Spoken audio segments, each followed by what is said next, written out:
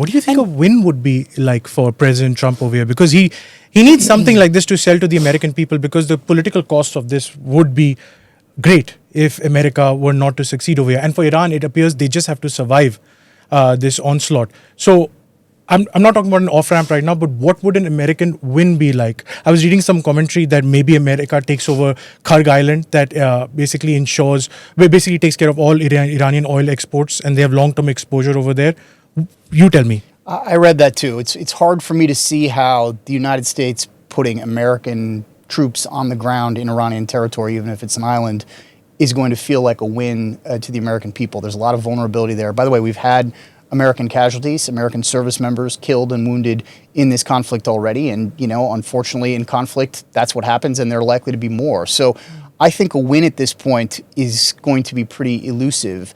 There may have been a win of sorts available to the president had he stopped very quickly after the initial salvos, a version of what he did in Venezuela, which I didn't support and still think ultimately was the wrong decision, but which was relatively clean from an operational perspective. The United States went in, took Maduro out, did not suffer significant casualties, did not, by the way, change the fundamental nature of the government in Venezuela. It's just run by now one of his deputies. So what we actually accomplished is debatable, but he can at least point to the operation as having been a success. He's losing that ability by the day here on the Iran war. John, was it gamed at all that Iran would strike back, not just at Israel, but the entire region? Did Saudi Arabia think about that, every military base in that region would be bombed, and not just the military base? Now you're talking about airports, you're talking about civilian infrastructure, malls, embassies, consulates, everything is up for grabs. Fair game now. So it's fair game. And now the talk is, Saudi representatives have gone on air to say that American action, it spawns attacks on self. And how do you trust your ally? How do you trust America? And they've even said America has abandoned us.